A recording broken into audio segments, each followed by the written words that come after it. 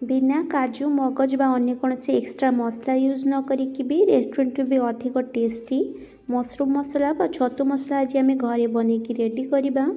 आपण मैंने ये मु को प्रोसेस रे मशरूम मसला बनाए सेटा आपण मैंने देखिपारे घरे प्रोसेस रे गोटे सिक्रेट इनग्रेडिएंट देकी मुझे छतु तरकारी को बनाए जेटा कि खाइबापी बहुत टेस्टी लगे से वीडियो को स्किप न करके पूरा देखंतु। रेसिपी जदि पसंद आसीबो लाइक और शेयर करेंगे। चैनल नुआ थिले मो चैनल को सब्सक्राइब करने और जदि फेसबुक पेज रे देखुए प्लीज फॉलो करेंगे।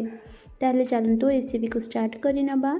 नमस्कार, किचन सिद्धलक्ष्मी को आपण मानक बहुत बहुत स्वागत। यह रेसिपी को बनैबा पई प्रथमे ये 500 ग्राम बटन मशरूम नहीं। आपण माने तो जानिथिबे बटन मशरूम रो ऊपर बहुत कला कला स्पॉट थाए जोटा कि देखिबा जमा भल लागेनी आ क्लीन करबा पई मध्ये असुविधा हुए। सेथिपई मु अटा गुंड टिके पकईकिना या ऊपर भल भाबरे रब करके तापरे उषुम पानी रे मशरूम को भल भाबरे धोईकी क्लीन करि नेछि। एठी मु छोटो और मीडियम साइज रो मशरूम को ना 2 खंड लेखा करके काटी नेछि आ टिके बड़ साइज रो मशरूम को एठी मु 4 खंड लेखा करके काटिछि। आपण माने देखि पार्थुए मशरूम को एमिति मीडियम साइज रो ही रखिकी मु सब मशरूम को काटी नेछि। पूर्वरु मो चैनल रे मो मशरूम चिल्ली रो वीडियो अपलोड करिछि। सेठी मु अटा गुंड पकेकी मशरूम को किभळे भाबरे क्लीन करि परिबे सेटा भी देखि नेछि। आपण माने जदि जानि पारु नथिबे ताले से वीडियो टी जाईकी मध्ये देखि परिबे। एठी देखंतु मु 2टी मीडियम साइज रो प्याज को लंबा लंबा पतला करके काटिकी रखिछि। ता सहित गोटे बड़ साइज रो टमाटो ताको मध्ये छोट छोट करके काटिकी रखिछि। एठी नेछि 2 चमच अदा रसुण रो पेस्ट। आ आमे जो सीक्रेट इनग्रेडिएंट कथा कहथले ना सेटा हैला दही। आपण माने तरकारी रे दही ऐड करिवे जा फल रे तरकारी रो टेस्टटा बहुत भलो आसीबो। दही रे ना आमे किछटा गुंड मसला ऐड करबा। सेथि पई एठी देखंतु मु 1 चमच नेछि लंका गुंड, 1 चमच धनिया गुंड, 1 चमच जीरा गुंड और हाफ चमच हळदी गुंड को ये दही रे ऐड करि नउची। सब गुंड मसला को दही रे ऐड करके हम ये भल भाव में मिसई नबा। एपरी कले ना दहीटा तरकारी ऐड कले दही आउ छिड़ेनी आ मसला रे मध्य गोटे बढ़िया पेस्ट टाइप रो टेक्सचर आसे। एठी देखंतु सब गुंड मसला को भल भाव में दही रे मिसई नेछि। एबे एहा को हमें साइड रे रखिबा और चलंतु कुकिंग प्रोसेस को जिबा। प्रथमे आमे मशरूम को टिके भाजी नबा। सेथिपई एठी देखंतु मु गैस ऑन करके गोटे पैन बसई नेछि। पैन भल भाव में गरम हैला परे एठी मु 2 चमच पाखापाखि तेल ऐड करि नउछि। तेल भल भाव में गरम हैला परे आमे धोईकी काटिकी रखिथिबा मशरूम को एठी ऐड करि नबा। एठी देखंतु मशरूम ऐड कला परे ना मु अल्प टिके हळदी गुंड ऐड करि नउछि जा फल रे मशरूम टा कला पड़िबनी गोटे सुंदर कलर आसीबो मशरूम ऊपरे। एठी हळदी गुंड ऐड कला परे या मु भल भाव में मिसई नउछि। आ एठी आपण माने तो देखि पड़थुबे एठी मु मशरूम रे बिल्कुल भी लूण ऐड करिनी। आपण माने ना मशरूम फ्राई करबा टाइम रे बिल्कुल भी लूण ऐड करिबेनी नहले सेथिरु बहुत पानी बाहरिबो आ सेटा पूरा सगे सगे टाइप रो हे जिवो। आपण माने एमिति टिके खाली हळदी गुंड पकेकी जस्ट टिके याको फ्राई करि नियंतु। एठी देखंतु बिना लूण ऐड करिके बिना मशरूम रो केते सारा पानी बाहरिलानी। ए पानीटा टिके ड्राई होबा पर्यंत आमे मशरूम को कुक करबा। आ मशरूम को कुक करबा टाइम रे आपण माने सब बेले गैस रो फ्लेम को हाई रे ही रखिथिबे जा फल रे से पानीटा शीघ्र ड्राई हे जिवो।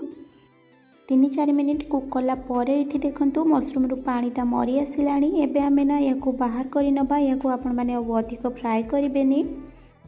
एठी देखंतु मशरूम को गोटे बाउल को बाहर करि नेला परे सेम पैन रे एबे मु 3 चमच सोरिष तेल ऐड करि नउछि। तेल भल भाव में गरम हैला परे गोटा मसला रे एठी देखंतु 2 खंड दालचीनी, गोटे गुजराती, गोटे बड़ अलैच, 4टा लवंग और हाफ चमच गोटा जीरा ऐड करि नउछि। जीराटा भल भाव में फुटी गला परे एठी देखंतु मु काटिके रखिथिबा प्याज को ऐड करि नउछि। प्याज भाजीबा टाइम रे आमे गैस रो फ्लेम को मीडियम रे रखिबा और एटा को गोल्डन ब्राउन कलर हैला पर्यंत फ्राई करि नबा। प्याज भाजीबा टाइम रे आमे मझिरे मझिरे याको मिसई नथिबा नहले एटा गोटे साइड रो कला पड़ी जिबा और अन्य साइड टी हे नथिबो। 3-4 मिनिट कुक कला परे एठी देखंतु प्याजटा बढ़िया भाव में फ्राई हेकी गोल्डन ब्राउन कलर हे गलानी। एबे आमे जो अदा रसुण रो पेस्ट रखिथिले ना सेटा को एठी ऐड करि नबा। अदा रसुण रो पेस्ट सहित एठी देखंतु मु हाफ चमच रो भी कम टिके हळदी गुंड ऐड करि नउछि कारण आमे दही रे भी हळदी गुंड ऐड करि नेछे। सेति पय ना एठी खाली अदा रसुणटा न छिटकीबा पई मु एठी टिके खाली हळदी गुंड ऐड करि नेछि। एबे याको आमे भल भाव में मिसेकी मीडियम फ्लेम रे 2-3 मिनिट पई कसी नबा जेमिति के अदा रसुण रो कंचा बास्नाटा चली जिवो। 2-3 ମିନିଟ୍ କଷିବା ପରେ ଏଇଠି ଦେଖନ୍ତୁ ଅଦା ରସୁଣଟା ବଢ଼ିଆ ଭାବରେ ଫ୍ରାଏ ହେଇଯାଇଛି। ଏବେ ଆମେ କାଟିକି ରଖିଥିବା ଟମାଟୋକୁ ଏଇଠି ଏଡ଼୍ କରିନେବା। ଟମାଟୋ ଏଡ଼୍ କଲା ପରେ ଏଇଠି ମୁଁ ସ୍ୱାଦ ଅନୁସାରେ ଲୁଣ ଏଡ଼୍ କରି ନେଉଛି, ଯାହାଫଳରେ ଟମାଟୋଟା ବହୁତ ଶୀଘ୍ର ସଫ୍ଟ ହେଇଯିବ। ଏବେ ସବୁ ଜିନିଷକୁ ଆମେ ଭଲ ଭାବରେ ମିଶାଇ ନେଇକି ଏଇଠି ଏହାକୁ କଭର୍ କରିକି ଆଉ 3-4 ମିନିଟ୍ ପାଇଁ ଭଲ ଭାବରେ କଷି ନେବା, ଯେତେ ପର୍ଯ୍ୟନ୍ତ କି ଟମାଟୋଟା ଭଲ ଭାବରେ ସଫ୍ଟ ନ ହେଇଛି। ଏଇ ଟାଇମ୍ରେ ନା ଆପଣମାନେ ଗ୍ୟାସ୍ର ଫ୍ଲେମ୍କୁ ଲୋ କରିନେବେ। ମଝିରେ ମଝିରେ ଆମେ ଏହାର କଭର୍ ଖୋଲିକି ଏହାକୁ ମିଶାଇ ନେଉଥିବା, ନହେଲେ ଏଇଟା ତଳୁ ଲାଗି ଯାଇପାରେ। କୁକିଂ ପ୍ରୋସେସ୍କୁ ଫାଷ୍ଟ କରିବା ପାଇଁ ଆପଣମାନେ ନା ଏଇଠି ଟମାଟୋକୁ କାଟିକି ନ ନେଇକି ତା'ର ପେଷ୍ଟ ବନେଇକି ମଧ୍ୟ ନେଇପାରିବେ, ଯାହାଫଳରେ ଟମାଟୋଟା ବହୁତ ଶୀଘ୍ର କୁକ୍ ହେଇଯିବ। ଟୋଟାଲ୍ 3-4 ମିନିଟ୍ କୁକ୍ କଲା ପରେ ଏଇଠି ଦେଖନ୍ତୁ ଟମାଟୋଟା ବଢ଼ିଆ ଭାବରେ ସିଝି ଯାଇଛି ଆଉ ପୁରା ମେସି ମଧ୍ୟ ହେଇଗଲାଣି। ଏବେ ଏହାକୁ ଆମେ ଭଲ ଭାବରେ ମିଶାଇ ନେବା। ଆଉ ଏହି ଷ୍ଟେଜ୍ରେ ଆମେ ଏଇଠି ଦହି ଆଉ ଗୁଣ୍ଡ ମସଲାର ଯେଉଁ ପେଷ୍ଟଟା ବନେଇଥିଲେ ନା, ସେଇଟା ଏଇଠି ଏଡ଼୍ କରିନେବା। ଦହି ମସଲାକୁ ଏଡ଼୍ କରିବା ଟାଇମ୍ରେ ଆପଣମାନେ ମନେ ରଖିବେ ଗ୍ୟାସ୍ର ଫ୍ଲେମ୍କୁ ପୁରା ଲୋରେ ରଖିବେ ଆଉ ଏହାକୁ ଭଲ ଭାବରେ ସଙ୍ଗେ ସଙ୍ଗେ ମିଶାଇ ନେବେ। ଦହି ମସଲା ଏଡ଼୍ କରିବା ପରେ ମଧ୍ୟ ଏହାକୁ ଆମେ ଆଉ 2-3 ମିନିଟ୍ ପାଇଁ ଭଲ ଭାବରେ ପୁରା କଷି ନେବା, ଯେତେ ପର୍ଯ୍ୟନ୍ତ ଅଏଲ୍ଟା ସେପାରେଟ୍ ହେଇନଥିବ। ଆପଣମାନେ ମସଲାକୁ ଯେତେ ଭଲ ଭାବରେ କଷିବେ ତରକାରୀର ଟେଷ୍ଟଟା ସେତେ ଏନହାନ୍ସ ହେବ ଆଉ ଖାଇବା ପାଇଁ ଭଲ ଲାଗିବ। ଏଇଠି ଦେଖନ୍ତୁ ମସଲାଟା ବଢ଼ିଆ ଭାବରେ କଷି ହେଇକି ଅଏଲ୍ ସେପାରେଟ୍ ହେବାକୁ ଲାଗିଲାଣି। ଏହି ଷ୍ଟେଜ୍ରେ ଆମେ ଫ୍ରାଏ କରିକି ରଖିଥିବା ମସରୁମ୍କୁ ଏଡ଼୍ କରିନେବା। ମସରୁମ୍କୁ ଏଡ଼୍ କଲା ପରେ ଆମେ ଗ୍ୟାସ୍ର ଫ୍ଲେମ୍କୁ ମିଡ଼ିୟମ୍ ଟୁ ହାଇରେ କରିଦେବା, ଯାହାଫଳରେ ଏକ୍ସେସ୍ ପାଣି ଯଦି ବି ଥିବ ମସରୁମ୍ରେ କିଛି ନା ସେଇଟା ଶୀଘ୍ର ମରିଯିବ। ଆଉ 2-3 ମିନିଟ୍ ପାଇଁ ମସରୁମ୍ ଆଉ ମସଲାକୁ ଭଲ ଭାବରେ ମିଶାଇକି କଷି ନେବା। 2-3 ମିନିଟ୍ ପରେ ଏଇଠି ଦେଖନ୍ତୁ ମସରୁମ୍ ଆଉ ମସଲାଟା ବଢ଼ିଆ ଭାବରେ ପୁରା କଷି ହେଇଯାଇଛି।